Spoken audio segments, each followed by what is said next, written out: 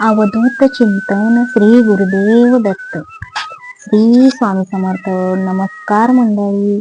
अक्षय तृतीया म्हटलं की आपल्या डोक्यात पहिली गोष्ट येते ती सोने खरेदी करणं. पण एक प्रश्न आहे, जर तुम्हाला सोने खरेदी करणं शक्य नसेल तर मग लक्ष्मी तुमच्यावर प्रसन्न होणार नाही का? असं काही नाही.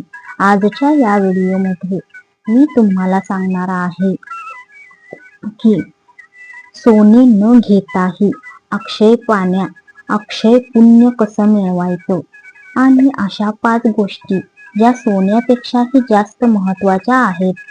तर चला, म्हणून हा व्हिडिओ शेवटपर्यंत नक्की बघा, स्किप करू नका. तर आपल्या चॅनेलवरती नवीन असाल तर प्लीज चॅनेलला सबस्क्राईब करा. तर मंडळी, चला पाहूया अक्षय तृतीयेचे महत्व. अक्षय तृतीया हा हिंदू धर्मातील अत्यंत शुभ दिवस आहे. हा 3.5 मुहूर्तापैकी एक पूर्ण मुहूर्त मानला जातो. या दिवशी केलेले प्रत्येक शुभ कार्य कधीही संपत नाही, त्याचे फळ कायम अक्षय राहते. याच दिवशी चैत्र युगाची सुरुवात झाली. भगवान परशुराम यांचा जन्म झाला. गंगेचे पृथ्वीवर आगमन झाले. नरनारायण आणि हयग्रीव अवतार प्रकट झाले. युधिष्ठिराला अक्षय पात्र मिळाले. म्हणून हा दिवस केवळ खरेदीचा नाही तर आध्यात्मिक शक्तीचा आणि पुण्य कमवण्याचा दिवस आहे. सोने का आवश्यक नाही? आजकाल अनेक लोकांचा असा समज आहे की अक्षय तृतीयेला सोने घेतले तरच लक्ष्मी प्रसन्न होते. पण हे पूर्ण सत्य नाही. कारण शास्त्र सांगतं, भावना महत्वाची आहे, वस्तू नाही. दान महत्वाचं आहे, दिखावा नाही. आजच्या महागाईत प्रत्येकाला सोने घेणे शक्य नाही. पण लक्ष्मी माता फक्त सोन्यावर खुश होत नाही, त्या खुश होतात तुमच्या चांगल्या कर्मावर, तुमच्या भक्तीवर आणि तुमच्या दानावर, म्हणजे दान धर्मावर. या 5 गोष्टी सोन्यापेक्षाही मौल्यवान आहेत. आता पाहूया अशा 5 गोष्टी ज्या तुम्ही नक्की करू शकता. तर चला, पहिली गोष्ट पाहूया मंडळी. पहिली आहे मातीचा माठ. मातीचा माठ. अक्षय तृतीयेला मातीचा माठ खरेदी करा. त्यात पाणी भरून ठेवा आणि तहानलेल्या लोकांना पाणी द्या.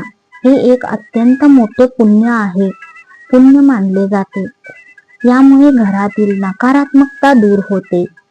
तर मंडळी, दुसरा आहे सातू किंवा जव. धार्मिक दृष्ट्या जव आणि सातू हे सुवर्ण समान आहेत. हे भगवान विष्णूंना अर्पण केल्याने अन्नाची कमतरता राहत नाही, घरात सुख समृद्धी येते. तर तिसरा आहे धने. फक्त 5-10 रुपयांचे धने घ्या आणि पूजेत ठेवा. नंतर ते कुंडीत पेरा. जसं ते वाढतील तसं तुमचं भाग्यही वाढेल. आणि चौथा आहे पांढरे वस्त्र. पांढरे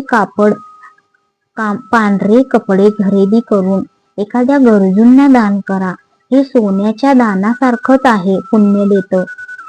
तर 5वा आहे फळे आणि फुले. आंबा, टरबूज किंवा सुगंधित फुले देवाला अर्पण करा. यामुळे मन शांत होते आणि सकारात्मकता ऊर्जा मिळते. तर दान करतो त्याचं महत्व काय आपल्याला? अक्षय तृतीयेचा सर्वात मोठा नियम म्हणजे दान करणे. शास्त्र सांगतं, जे द्याल ते अनेक पटीने परत मिळेल. तुम्ही काय करू शकता?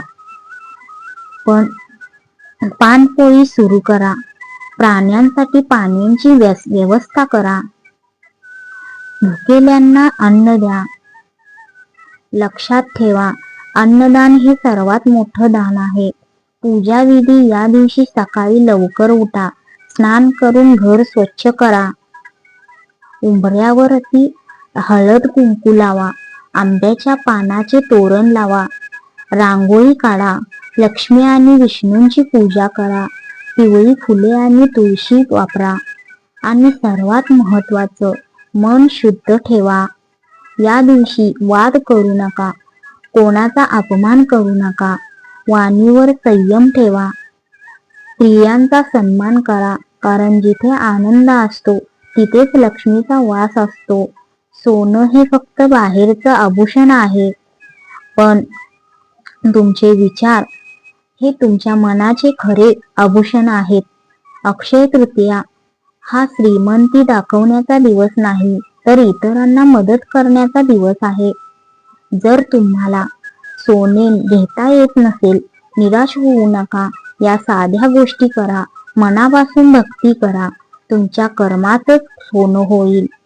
तुम्हा सर्वांना अक्षय तृतीयेच्या हार्दिक शुभेच्छा. व्हिडिओ आवडला असेल तर लाईक करा, शेअर करा आपल्या मित्रांबरोबर आणि अशाच माहितीपूर्ण व्हिडिओसाठी या चॅनेलला प्लीज सबस्क्राईब करा. धन्यवाद. श्री स्वामी समर्थ.